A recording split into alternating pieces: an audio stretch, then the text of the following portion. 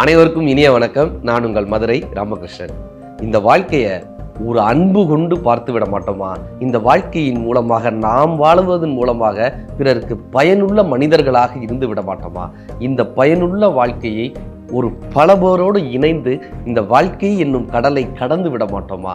இந்த கடலை மற்றவர்கள் கடப்பதற்கு நாம் உதவி விட மாட்டோமா என்கிற மிகப்பெரிய முயற்சி தான் இந்த நிகழ்ச்சியினுடைய மாபெரும் நோக்கம்னே சொல்லாங்க. இந்த life is not art of living, it's an art of giving வாங்க. இந்த வாழ்க்கை என்னப்பான்னா எடுத்துக்கொண்டது வாழ்க்கை இல்லைங்க, நம்ம எதை கொடுத்திருக்கிறோம் என்பது தானே வாழ்க்கை. நாங்கள் இருந்தாலும் மறைந்தாலும் பேர் சொல்ல வேண்டும். ஐயா கண்ணதாசன் ஐயா வார்த்தை, இருந்தாலும் மறைந்தாலும் பேர் சொல்ல வேண்டும், இவன் போல யார் என்று ஊர் சொல்ல வேண்டும். சார் மறைந்தா கூட அவரை பத்தி பேசணுமா சார்? இந்த உலகத்துல இல்லைன்னா கூட அவரை பத்தி பேசணுமாங்க? இப்ப இன்ஸ்டாகிராம் வந்துருச்சு, ஃபேஸ்புக் வந்துருச்சு, திடீர்னு யாரெல்லாமோ செலிபிரிட்டி ஆயிடுறாங்க, திடீர்னு யாரெல்லாமோ பாப்புலர் ஆயிடுறாங்க, திடீர்னு ஒரு 2 கோமாளித்தனங்கள் பண்ணா அவங்க பாப்புலர் ஆயிடுறாங்க. எல்லாரும் அவங்கள பத்தி பேச ஆரம்பிச்சிடுறாங்க. ஒரு 6 மாசத்துக்கு அவங்கள பத்தி பேசுவாங்க. உடனே அவர் பெரிய ஆள்னு அர்த்தமா சார்? இல்ல, அவங்க கோமாளித்தனம் பண்ணி பிரபலமாகிறாங்க. ஏதோ ஒரு வகையில வித்தியாசமாக மக்களினுடைய கவனத்தை ஈர்க்கிறாங்க. இந்த கவனத்தை ஈர்க்கக்கூடிய காரணத்தினால இந்த சமூகத்துக்கு ஏதாவது பயன் இருக்கா? இந்த மக்களுக்கு ஏதாவது பயன் இருக்கா? அந்த காணொளிகள் மூலமாக இந்த சமூகம் ஏதாவது மாற்றம் அடைய போகுதா? இந்த மக்களுக்காக அது ஏதாவது புரட்சியை ஏற்படுத்த போகுதா? இந்த மக்களின் மனதிலோ சமூகத்திலோ எதுவும் மாற்றங்கள் நிகழ்றதுனால கிடையாது சார், கிடையாது. அடுத்த 6 மாசத்துக்கு கழிச்சு வேற ஏதாவது கோமாளியை பார்த்து கை தட்டிட்டு போயிடுவாங்க. இன்னைக்கு இந்த கோமாளி பிரபலமா இருப்பாரு, அடுத்த 6 மாசத்துல இன்னொரு கோமாளி பிரபலமா இருப்பாரு, அடுத்த 6 மாசத்துல வேற யாரோ ஒரு கோமாளிகள் வந்துகிட்டே தான் இருப்பாங்க. அது பிரபலம் சார், அது பிரபலம். அதனால சமூகத்துக்கு பிரயோஜனம் கிடையாது. நாம் வாழும் காலகட்டத்தில் நம்மளுடைய செய்கையின் மூலமாக இந்த சமூகத்துக்கு எவன் ஒருவனால் பயனுள்ள மனிதனாக வாழ முடிகிறதோ அவர்களால் மட்டும்தான் காலம் கடந்து நிற்க முடியும். காலம் கடந்து அவங்கள பத்தி பேசுவாங்க சார். நீங்க பிரபலமாக இருந்தவர்களிடமிருந்து இதை கத்துக்கலாம். பிரபலமாக மக்களுக்கு பிரபலமாக இருந்தவர்களே வாழ்க்கையை வழிநடத்தினவங்களாக இருந்திருக்காங்க. இப்ப உதாரணத்துக்கு சொல்லணும்னா சார், குமரிமுத்து இருந்தார்ல, நகைச்சுவை நடிகர் குமரிமுத்து அவர்கள், அவர் ஒரு சம்பவம் சொல்றாரு சார். அவருக்கு கடைசி பொண்ணுக்கு கல்யாணம், அவருடைய கடைசி பொண்ணுக்கு கல்யாணம். இப்போ அவர் என்ன பண்றாரு, விவேகானண்ட போய் பேசுறாரு. இளைய கலைவான விவேகானந்தர் இருந்தாங்கல்ல, அவர்கிட்ட போய் பேசுறாரு. இந்த மாதிரி இலங்கையில ஒரு நாடகம் இருக்கு, நம்ம போய் பண்ணலாமான்னு கேட்கிறாரு. இப்போ விவேகானந்தர் கேட்கிறாரு, எதுக்கு அப்படின்னு. இல்லை, கடைசி பொண்ணு கல்யாணம் வச்சிருக்கேன், இப்போ நீங்க வந்தீங்கன்னா உங்களுக்கு ஒரு தொகை கிடைக்கும், உங்களை கூட்டிட்டு வந்ததுக்காக எனக்கு ஒரு 50,000 ரூபா கொடுப்பாங்க. எனக்கு ஒரு 50,000 ரூபா கொடுப்பாங்க கடைசி பொண்ணு கல்யாணத்துக்காகும். இவர் விவேகானந்தர் எப்படி யோசிக்கிறாரு, எனக்கு எவ்வளோ கொடுப்பாங்க? அவர் கேட்டிருக்காரு, எனக்கு எவ்வளோ கொடுப்பாங்க? உங்களுக்கு 2 லட்ச ரூபா பேசியிருக்கேனே. எனக்கு 2 லட்ச ரூபா, உனக்கு 50,000 ரூபா. ஆமாண்ணே, சரி வா அப்படின்ட்டு அந்த நாடகத்தை கூட்டு போயிருக்காருங்க. விவேகானந்தர் நாடகத்தை கூட்டு போயிருக்காரு. நாடகம் ரொம்ப சிறப்பாக முடிஞ்சிருக்கு. அங்கே இருக்கிற அந்த ஷோ, ஈவெண்ட் சொல்லுவோம்ல, அந்த ஷோலாம் ரொம்ப சூப்பராக முடிஞ்சிருக்கு. இப்போ விவேகானந்தர் கையில் இவர் 2 லட்ச ரூபா கொண்டு வந்து கொடுக்குறாரு. இவர் கேட்டாரா, உனக்கு கொடுக்க வேண்டிய 50,000 கொடுத்துட்டாங்களா? கொடுத்துட்டாங்க. இந்த 2 லட்சத்தையும் நீயே வச்சுக்க, 2,50,000 ரூபா உன் பொண்ணு கல்யாணத்தை அப்படி நடத்துப்பா, ஜாம் நடத்துப்பான்ட்டு இவருக்கு கொடுத்த 2 லட்சத்தையும் அப்படியே கையில் கொடுத்துட்டு வந்திருக்காரு சார். அப்படியே கையில் கொடுத்துட்டு வந்திருக்காரு. குமரிமுத்து அண்ணன் சொல்றாங்க, எல்லாரும் விவேக் அவர்களை பார்த்தா சிரிப்பாங்க. ஏன்னா அவர் நகைச்சுவை நடிகர்ல. எல்லாரும் விவேக் அண்ணனை பார்க்கும்போதெல்லாம் அவருடைய நகைச்சுவை ஞாபகம் சிரிப்பாங்க. எனக்கு விவேக் அண்ணன் அவர்களை பார்க்கும் போதெல்லாம் இந்த சம்பவம் ஞாபகம் ஆனந்தத்துல அழுவேன், ஆனந்தத்துல கண்ணீர் விடுவேன். அவரை பார்க்கும் போதெல்லாம் எனக்கு இந்த சம்பவம் தான் ஞாபகத்துக்கு வரும். ஏன்னா எவ்வளோ பெரிய கஷ்டத்தில் நிற்கும்போது அந்த 2 லட்ச ரூபாயை அப்படியே எடுத்து கொடுக்கக்கூடிய ஒரு மனம் ஒரு மனிதனுக்கு இருக்குன்னா அவரால் மட்டும் தாங்க முடியும்னு குமரிமுத்து இந்த சம்பவத்தை பதிகிறார் சார். உயரத்தில் இருக்கிறப்ப வர்றவங்க நண்பர்கள் கிடையாது, உயரத்தில் இருக்கிறப்ப வர்றவங்க நண்பர்கள் கிடையாது. துயரத்தில் இருக்கும்போது யாரால் வருக முடிகிறதோ அவர்கள் தான் சிறந்த நண்பர்களாக இருக்க முடியும். ஒருத்தர் கஷ்டத்தில் இருக்கும்போது அப்படி நிற்கிறாங்கல்ல, அவங்களால மட்டும்தான் சார் சிறந்த நண்பர்களாக இருக்க முடியும். இவங்க சரி, இவங்க தவறு, இவங்களுக்கு இது செய்யலாம், இவங்களுக்கு இது செய்ய வேணாம், இப்படியெல்லாம் முடிவெடுத்து நட்பை வளர்த்துட முடியாது.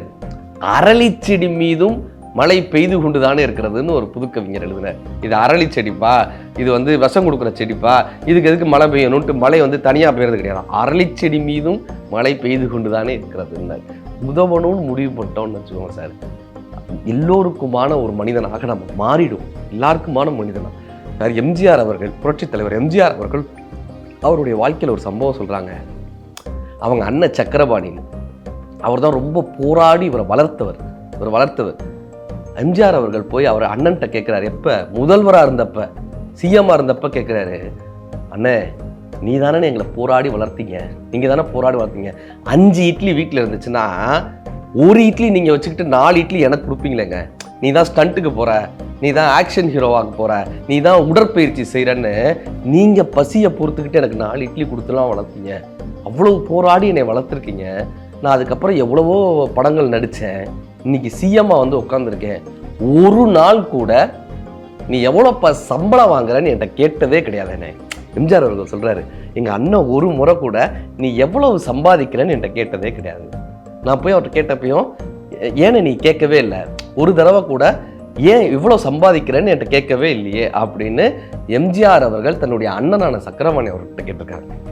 அவர் சொல்கிறாரு, சக்கரபாணி அவர்கள் சொல்லியிருக்காங்க, எம்ஜி சக்கரபாணி அவர்கள் சொல்லியிருக்காங்க, ராமச்சந்திரா உனக்கு ஞாபகம் இருக்கா, நீ முதல்ல ஒரு படத்தில் கேரக்டர் ஆர்டிஸ்டாக புக்கான, நாடகம்லாம் தாண்டி ஒரு படத்தில் கேரக்டர் ஆர்டிஸ்டாக புக்கான, உனக்கு 50 ரூபா சம்பளம் பேசுனாங்க, அன்னைக்கு 50 ரூபா சம்பளம் பேசுனாங்க, 25 ரூபா உன் கையில் அட்வான்ஸ் கொடுத்துருக்காங்க, இந்த செய்தி எனக்கு வந்துருச்சு, உன் கையில் 25 ரூபா அட்வான்ஸ் கொடுத்துட்டாங்கன்ற செய்தி வந்துருச்சு.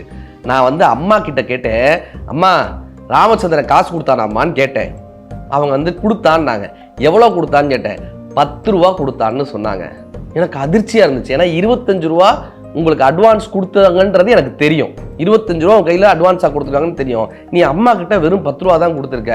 நான் உடனே சொன்னேன் அம்மா கிட்ட, அம்மா 25 ரூபா அட்வான்ஸ் கொடுத்துருக்காங்கம்மா, ராமச்சந்திர வெறும் 10 ரூபா தாம்மா உன் கையில் கொடுத்துருக்காங்க. அம்மா என்ன தெரியுமா சொன்னாங்க, தெரியும்பா ராமு நம்மக்கிட்ட மறைக்கலாம் இல்லை, வர்ற வழியில் திருவான்மியூரில் ஒரு குடும்பம் நின்றுக்கிட்டு இருந்தாங்களாம், கும்பகோணத்துக்கு போகிறதுக்கு காசு இல்லாமல் ஒரு குடும்பம் நின்றுட்டு இருந்திருக்காங்க, 2 பிள்ளைகளை வச்சுக்கிட்டு சாப்பிடாமல் நின்றுருக்காங்க, ஊருக்கு போகணும் காசு கொடுங்கன்னு கேட்டாங்களாம்.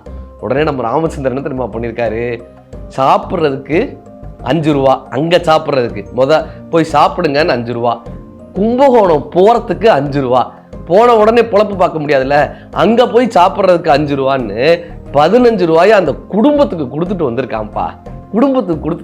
யாராவது ஒருத்தர் இல்லைன்னு போய் கேட்டு ராமச்சந்திரன் கையில் காசு இருந்தால் உடனே கொடுத்துருவான்லப்பா, அப்படி 15 ரூபாயை அந்த குடும்பம் சாப்பிட்றதுக்காகவும் கும்பகோணம் போகிறதுக்காகவும் அங்கே போய் சாப்பிடணுன்றதுக்காகவும் கொடுத்து விட்டான்ப்பா.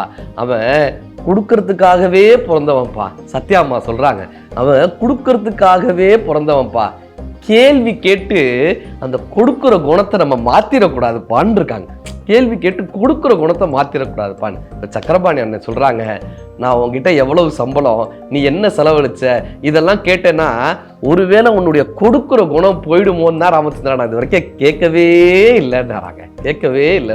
இப்படி கொடுக்கும் குணம்ன்றது பிறவியிலிருந்து வந்த குணமாக அவர்களுக்கு இருந்திருக்கு. அதனால தான் ஒரு புதுக்கவிஞர் எழுதினாரு, நிராதரவாக நிற்கும் மரத்தின்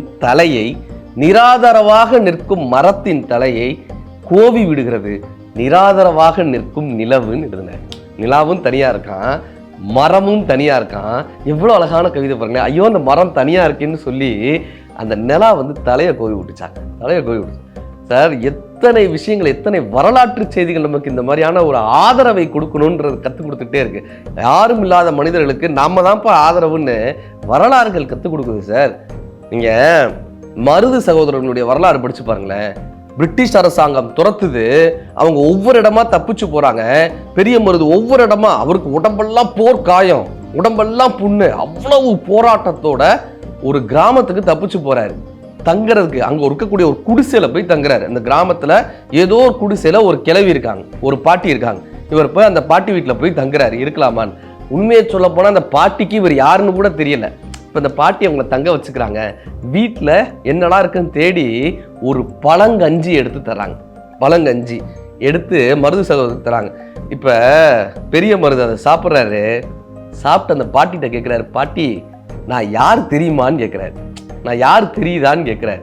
அந்த பாட்டிக்கு சரியா கண்ணும் தெரியல, அவங்க ரொம்ப ஒரு தள்ளாடும் வயதுலயும் இருக்காங்க. நான் யார் தெரியுமான்னு கேட்கிறாரு. பாட்டி இப்படியே பார்த்துட்டு சொன்னாங்க, யாரா இருந்தா என்ன, நீ என் புள்ள தானே ஏன்றாங்க. என்ன வார்த்தை பாருங்க, யாரா இருந்தா என்னப்பா, நீ என் புள்ள தானேன்றாங்க. அவருக்கு அந்த பழங்கஞ்சியை சாப்பிடும் போதே அந்த அழுகை வருது.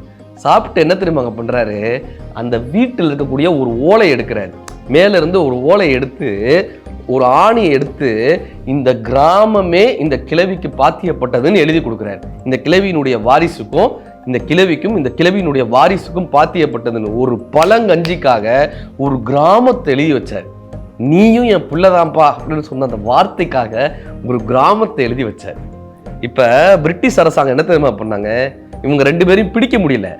பீரங்கியை கொண்டு வந்து இவங்க அரண்மனையில வச்சிருக்கலாம், பீரங்கியை கொண்டு வந்து இவங்க வீட்டு வாசல்ல வச்சிருக்கலாம். என்ன தெரியுமா பண்ணாங்க, அங்க இருக்கக்கூடிய காளையார் கோயில் கோபுரத்துக்கு முன்னாடி வந்து பீரங்கியை வச்சாங்க. காளையார் கோயில் கோபுரத்துக்கு முன்னாடி நீங்க 2 பேரும் சரணடையலைன்னா கோபுரத்தை அடிச்சிருவோம் பாண்டாங்க.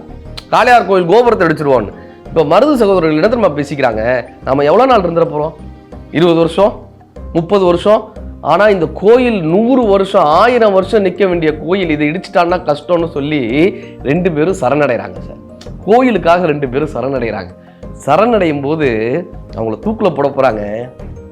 என்னுடைய கடைசி ஆசை என்னப்பான்னு கேட்டாங்க மருது சகோதரர்கிட்ட. என்னுடைய கடைசி ஆசை என்னப்பான்னு, என்ன வேணாலும் கேட்டுக்கலாம்லங்க, ஏன் அரண்மனைக்கு போகணும்னு கேட்டிருக்கலாம், இல்லை இதை கேட்டிருக்கலாம், ஏதோ ஒன்று கேட்டிருக்கலாம்.